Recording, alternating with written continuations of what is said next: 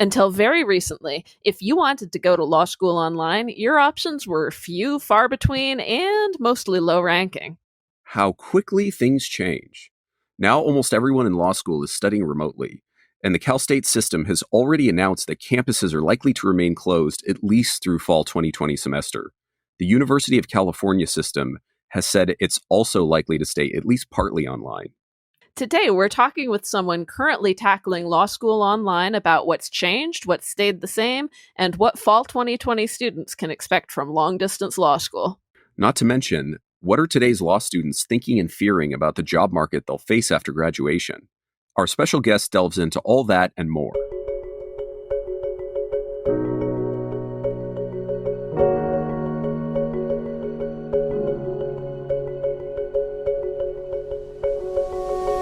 Welcome to The Legal Level, a podcast from LSATMax. I'm Jelena. And I'm Branden. We're your companions on the road to the legal field, whether you've just started thinking about law school or you've already passed the bar. What are you, a lawyer? The Legal Level is available from Apple Podcasts, Spotify, Stitcher, and wherever you're listening to it right now. With us today is Sandy Hudson, currently a rising 2L at UCLA Law. Sandy is a fierce, effective, multi-talented grassroots organizer, political strategist, and communications powerhouse. Thanks for being with us today, Sandy. No problem. Thanks for having me on.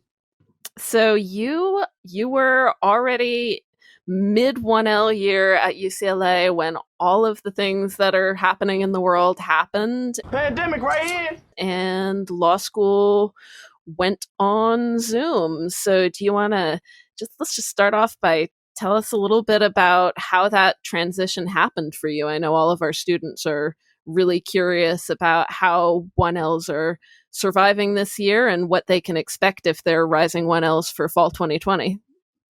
Well, I'll say that it wasn't smooth in terms of a transition. It was very last minute. I think we were in class on a Tuesday, the week of March 6th. We were in class on the Tuesday, and the Tuesday evening, like sometime after 5 p.m., everybody got an email saying that class would be proceeding online the following day. And so there wasn't a lot of time to prepare. It was very jarring. I think it was probably also quite jarring on the professors who also didn't have a lot of time to prepare. But I suppose it's what the pandemic didn't allow us much time in any of our lives to prepare for anything. What was good was that spring break was the following week. So we had about a half a week online and then spring break to kind of freak out and try to readjust. And then coming back, it was really just trying to readjust, I think as students, our own habits, our own expectations, and trying to figure out what is the best way to learn online when we'd gotten so used to doing it in such a different way over the past 8 or however many other months it was earlier. So, I'm sure you get the question a lot, how is it worse to do online learning? But do you feel like there was anything that was actually improved or at least clarified by online learning? What I really appreciate about having the ability to kind of watch my classes online, and this is something that UCLA Law has for most of its classes generally, they record the classes, is I like to be able to watch my professors back, slow things down if I need to, speed it up if I need to, go back over a particular section. Because when I'm sitting in class, I like to take notes, not verbatim, but, of what connections I'm putting together while a professor is talking. And sometimes those connections that you're putting together are great for your notes, but you might need to go back and hear exactly what the professor was saying about a particular case or about particular facts on a particular case. And it's nice to be able to go back and watch a recording. And so now, because all of our classes are online and because students are all over the world in different time zones, it's not an option anymore whether or not our classes are going to be recorded and available for watch later. They're all recorded and available for us to watch later if we want to. And that, I think, is really, really beneficial come study time. So walk us through, what is a day in the life in law school now, if there is such a thing? That's such a funny question because it feels like you're asking, what is a day in your life? Well, I get up, I make coffee, I try to do some yoga if I'm up for it, because it doesn't feel like law school. It feels like I'm just at home and I sign in to class every once in a while. It's very weird to have the kind of bleeding of these two, what felt like very separate pieces of my life come together. Worlds are colliding. So what was very difficult for me in the beginning was trying to figure out a balance between myself at home and doing law school at home. Because it was all bleeding into each other, I could really just spend my whole life just doing law school, which is not healthy. That's what a lot of, people will tell 1Ls as advice. It is not healthy to just spend your entire life doing law school. And then, there was also the danger of being like, okay, I need to turn off today a little bit and then not do law school the whole day. So, it was, which is also really not good. You should never fall behind. It's really hard to catch up. So it was really difficult at first to find a balance. And I think for a lot of students, myself included, trying to come up with a schedule and some good habits that allowed for a routine from day to day really helped to make that, working between my life and law life working together make a lot more sense. Are you still able to study effectively with your section mates? It is a lot different. I mean, I think that is one of the things that has been lost that is just so valuable with having school online. And that's not to say that we are not studying at all together. UCLA is using Zoom, and we've all got Zoom, licensed Zoom accounts now. And so we can have a study session together. And we did several times during exam period. But there's something different about being able to get together in a library and go through a hypo together, go through a few old past exams timed together in like a test. What's the word that people say when you're like in test conditions? You recreate test conditions with your section mates. It's a lot different. There's something that we lose in communication when we're doing things through a screen. And I found that was a really difficult change from my fall semester studying for exams to spring semester studying for exams. So, we weren't taking tests together in test conditions anymore because it didn't really make sense to turn on a screen and not talk to each other as we all took a test. But we were, discussing tests that we had taken together over Zoom. And it was different. I don't think it was as effective, but the option was still there. So speaking of exams, are the exams the same, just at home? I think the faculty haven't quite figured out exactly how they really want to do it. For some faculty, yes, the exams were different. For some, I think they were exactly the same in terms of content. But what was universal was that, one, we weren't all doing the exams at the same time. So that was a big change. What they would do was allow for, within a period of 24 hours, we were able to download the exam. And we had to finish the exam within a more constrained period of time. So, for example, my criminal law exam was 3 hours. And so I would download it at some point within a 24-hour period, and I had to re-upload it within 3 hours of that 24-hour period. So some faculty members really changed their exams to reflect that the timing was going to be different, that, that this was now we moved to a pass-fail environment. We weren't getting letter grades, and switched the exams very clearly to reflect a new reality. And some did not. Some, it felt like we were still taking the same 6-hour exam, just it was now 3 hours. And I was like, I'm not really sure what the point is here. So it was a very varied experience with respect to exams. Well, I'm not sure how many of my professors are still there, but I know some of those professors had been issuing the same exam for the past 40 years, even when I was there. So you're probably at the half century mark with those same exams. Yes, yeah, definitely. The professors who tend not to want to share their old exams, those are the ones we know that we're probably using the same exams as they've been using for years. Hey, if it ain't broke, don't let a coronavirus epidemic let you make you fix it, right? Oh man. So this pass fail situation, I mean, what is the feeling in the student body on that? How do you all expect this to affect it, not only the rest of law school, but also when you go on to the job market after law school? Yeah, that was a very polarizing decision. I would say that probably the great majority of students at UCLA wanted us to move to pass fail. And I say that not just from, judging my peers. There was a petition that went around that got certainly I think 80% of the 1L class to sign, and I think 60% of the law school overall. But there was a small and vocal minority of students that was not insignificant. I don't say small to say that it was insignificant. It was a good portion of the school who was very opposed to moving online, very much because they were nervous about what that was going to mean for job prospects. I personally, I really am glad that this school moved online.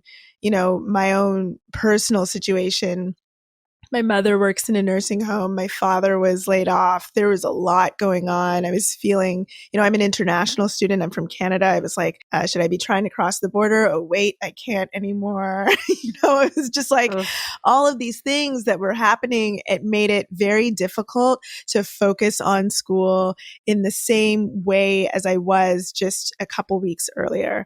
And so for me, I thought that moving to a pass fail situation, especially when, we're making this decision in March and we're taking exams at the beginning of May, and all the projections are saying, this pandemic is going to reach its peak in the beginning of May. I was like, I really hope that we move to a pass-fail system because we don't know what's going to be going on in any of our lives or any of our families' lives. And I'm really happy that we moved to that system. I also think that a lot of the fears that students had about job prospects with so many other schools going to a pass-fail system, and quite frankly, with law firms and future employers also affected, I think we're going to see that it's not going to make that much of a difference because this is uncharted territory for everybody. And I don't think hiring is not going to take that into consideration. So speaking of that, how does your summer look? What are your summer plans now? Summer, yeah. I mean, I'm quite lucky. I got a 1L position at a big firm, and my position has not been canceled like some of my colleagues who also had positions at big firms had theirs canceled. Mine has been reduced, but I'm still doing the majority of the time that we have that was set aside for the internship. I'm going to be doing a majority of that. So that's good. And I'm really excited about it. But the firm has not yet decided how it's going to look, if we're going to be in the office or if we're going to be at home. And I think part of the reason they reduced our time is to really figure that out. Because it's a big firm, they're all across the country. They want to make sure that students have a similar experience and a similar training everywhere. And how do you do that when you've got students both in Los Angeles and in Georgia and in New York? It's a lot to try to plan through. And so I'm quite lucky. I know that there are some students who are currently right now doing what they can to apply to as many positions as possible because they've lost something that they thought that was secure in February. So it really does vary. Wow, that's definitely great that your internship is going to continue, but sounds so tough to be one of the students who thought that they had a secure plan and all of a sudden it's evaporated. Are you finding that kind of some of these abrupt changes, not only in law school, but also in that kind of summer hiring and in the legal profession, are those tending to exacerbate any of the inequities and inclusion issues that are already present in legal education, or is it seeming to be evenly distributed? Oh, no, I definitely think that it is not evenly distributed. I think, when we were having the discussion about pass fail, you could see how markedly different the experiences were from student to student, depending on, what communities they were coming from and what they were reliant on and who was reliant on them. We had parents who are a part of our classes who, I have one colleague who has children who are immunocompromised and was trying to figure out how he was going to study at all at the same time as making sure that his children were safe before the schools had closed down. I had classmates who are fearful of not being able to come back in the fall at all because their parents have lost their jobs and their parents were important to funding their education. And I had a classmate whose both of their parents got sick living in New York. And so I think that for many people it looks very different. And then for a lot of the students who really wanted the grades to continue and wanted things to look just as normal, it didn't seem to have reached them yet. The pandemic didn't seem to have impacted their lives in the way that it had impacted necessarily everybody else. And I think that makes it easier to say, like, look, I'm cool to continue as normal. I'm fine to keep OCI on campus interviews happening in August. I'm fine to continue to do write-on for the law review at the exact same time. I want the grades to be exactly the same because that's something that's happening over there and it hasn't touched me. But for those of us who find ourselves in situations where, like my dad, when I say he was laid off, he works at the airport and, he was a food service worker servicing planes with their food. That's the reality of where I grew up. And, that makes, when I'm thinking about my family through this pandemic, it makes things very difficult to focus, especially at the beginning, to just focus as though everything's going on as normal when I just want to make sure that my dad's okay and I just want to make sure that my mom, who works at a nursing home, is okay. It's really difficult. Let's take a quick break. And now a word from our sponsor. Mr. Hart, will you recite the facts of Hawkins versus McGee? I do have your name right. You are Mr. Hart. Yes, my name is Hart. You're not speaking loud enough, Mr. Hart. You speak up. Yes, my name is Hart. Mr. Hart, you're still not speaking loud enough. Loudly, Mr. Hart. Fill this room with your intelligence. Now, will you give us the facts of the case? I haven't read the case. Ouch. Don't be like Mr. Hart, particularly during COVID-19 where online classes and Zoom replays are the norm. Instead, download 1L by BarMax for free from the Apple App Store. Just search 1L or create a free account online by visiting testmaxprep.com/1L, because 1L doesn't have to be hell. Back to the show. Did you know any of your classmates who had to go home instead of just working from home but still in Los Angeles? Oh yeah, I know several classmates I have a classmate who went back to Hong Kong. I had a classmate who went back to New York. So there were definitely a lot of people went home. I think they said that 60% of students moved out in the first month, March. Oh wow. Yeah, in the grad housing. So it was a lot of students did go home who were not able to stay for whatever reason. Wow, that's pretty dramatic to have 60%. How is OCI looking, and how are all of these extracurriculars like write-on looking? How's that being handled so far? Well, they kept write-on the same, and I think part of the reason that they could keep write-on the same, and for your listeners, write-on is like this kind of writing competition to get on the law review, and it usually happens right after the 1L exams at UCLA. So they kept it exactly the same at UCLA, and I think that they were able to do that because they had shifted the expectations for the exams and how we were going to be evaluated for exams, and had focused on trying to make sure that we were doing as well as possible for exams so that we could move into a write-on situation. When it comes to on-campus interviews, they have shifted them to January. And I think that most of the T14 schools have, if not the T20 schools, have shifted the on-campus interviews until the second semester of 2L, because there aren't going to be, this was the reason that we were told, was because there aren't going to be letter grades for the spring 2020 semester. Now, I don't know if there's going to be letter grades for the fall 2020 semester either, because it sounds like we might not be going back into the classroom. I'm not sure. But that was one of the reasons stated for moving OCI. And I'm sure also people moving from room to room to do interviews is probably not the safest thing right now.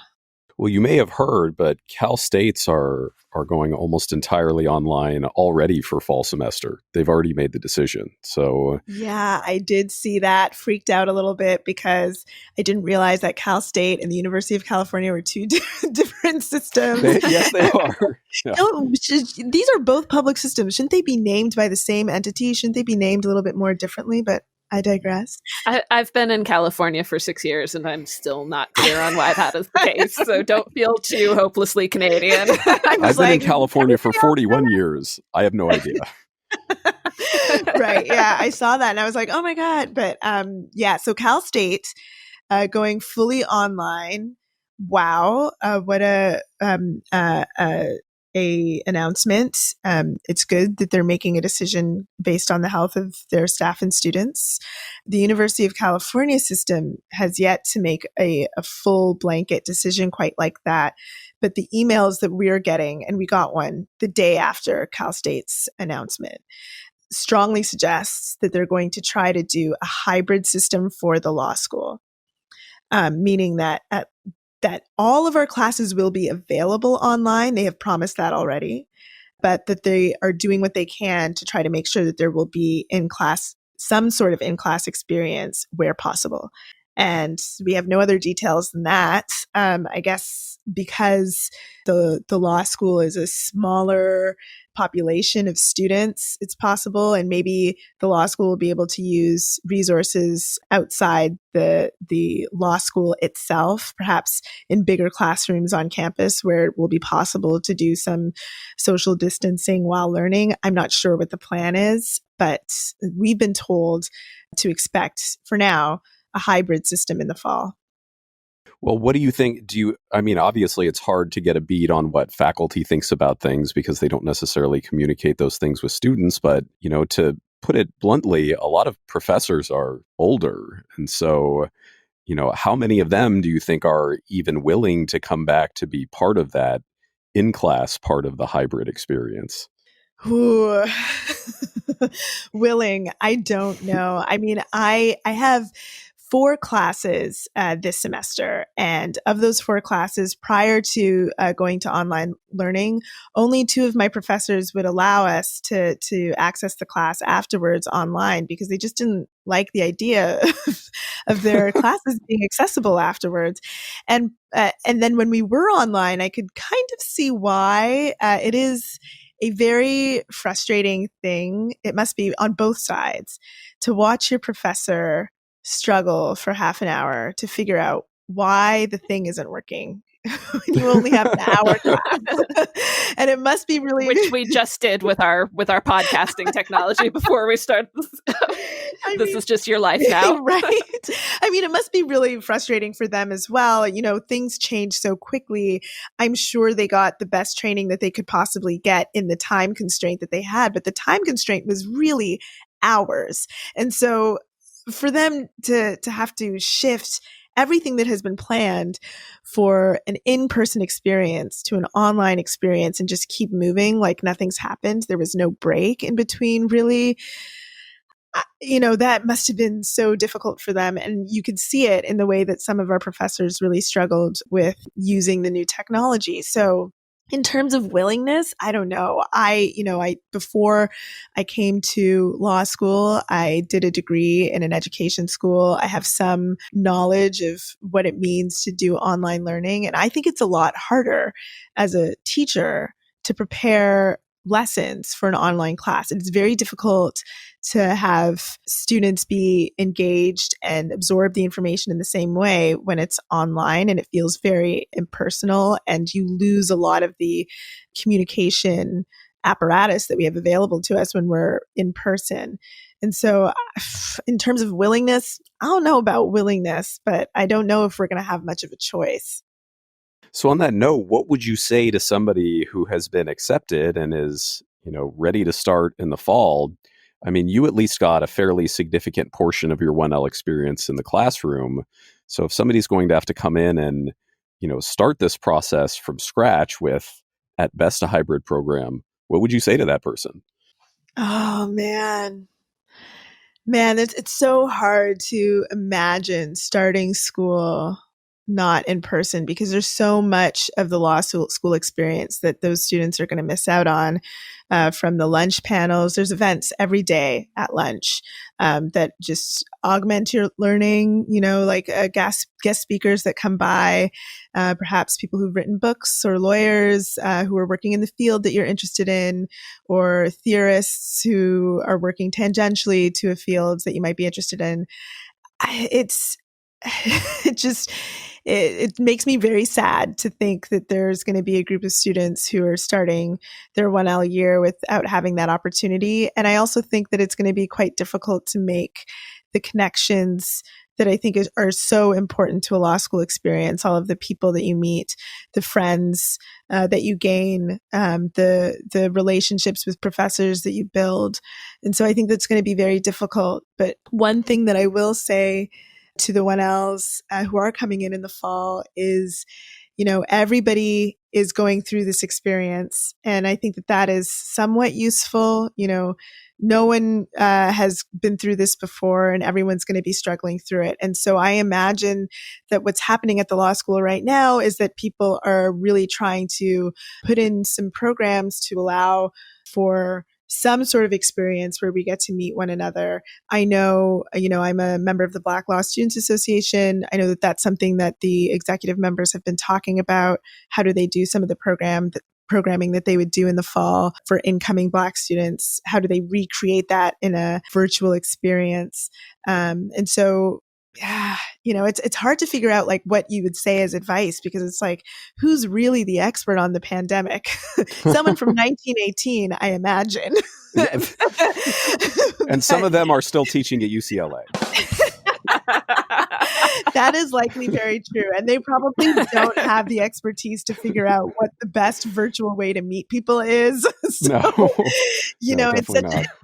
it's such a weird thing. But I do know that, everyone is doing their best and trying to come up with different ways to have this be a more personal, impersonal experience as much as possible. So, I would say try to reach out as well to 2Ls and 3Ls, because the one thing that I love about law school is that everyone's always trying to help one another. And it seems like the older students are always really, really trying to do what they can to help the younger students. And so, I'm sure there will be official mentorship programs, and really use those people as your resources. Go to law school for a warm and supportive experience. This is the advice that you will hear nowhere else. Yeah, before I went to law school, it was all, watch out for everybody sabotaging you. That was what I was expecting. I didn't get any of that, luckily. And well, sounds like you had the same experience. You know what was great about pass-fail? Almost immediately after the decision was made, I'd say within a week, my subsection decided we were just all going to share all of our outlines together. Nice. So Yeah. So anything that anyone had prepared, we just kind of worked. We had like a Google Drive where we worked on everything together and we like put everything together. And so all of a sudden it was like a collaborative experience, which, I think you retain information better that way, quite frankly, if you're collaborating with your classmates rather than it feels like you're competing all the time. I think that it's a better system. And so that was a really great experience because, if you take away the competition, well, then let's all just try to make sure that we're doing the best that we can. And that felt really good. Imagine that. Everybody's like, oh, we all have to go do this really important job to society. And maybe we should try to make sure that we're all prepared to do it. Hey, I think it would be really great for UCLA to consider not having grades forever coming out of that experience. I know that that's something that some of the faculty and administration have been talking about. Some other schools in the T14 have done away with grades for some time now. And I do think that being able to have that experience, even if it was like unplanned and very random, be able to have the experience of, okay, what does it look like if we're learning and we're not having the same sort of evaluation? And it looked like collaboration in a whole different feel. I thought it was pretty special. Kind of building on that before we wrap up, just looking forward, that's maybe one way that this transition might change law school at UCLA and maybe in a lot more places permanently. What other changes to law school and or to how young lawyers are going to go out and operate in the world do you foresee from this? I know from your vantage point as one rising 2L student, I can't ask you to predict the entire future, but as close to the entire future as you could predict would be great. Yeah, I think that the shift to a more collaborative space, I hope that is retained. I know that one of the things that the dean sent out to students almost immediately and then several times afterwards were these questions of like, what do you wish was happening right now? But also, what do you want to keep happening that we've changed to right now that, we may want to keep when this is all over? And I do think that it's a good idea for law schools to really reevaluate the amount of time that we spend on collaborative learning. I think that collaborative learning is very important. I think that it replicates what can be experienced in a legal setting. I don't think that lawyers tend to just work all on their own. I'm not a lawyer yet. Branden, you'll probably correct me. But I will not, actually. It is a very collaborative process, what I did. There was nothing Right. that I did just by myself. Right. And I feel like law school is a super, super individualist, no collaboration encouraged space. And that doesn't make any sense to me. One of the things that I'm pretty sad about that we weren't able to do this year as a result of how things changed was in my legal research and writing class, we were not able to do oral arguments because that was the final unit right when we were sent home. And so instead, what we did was a negotiation unit where we had teams to negotiate different contracts. And that was one of the best class experiences that I've had. It was so great to bounce ideas off of my classmates and figure out what the best strategy was moving forward.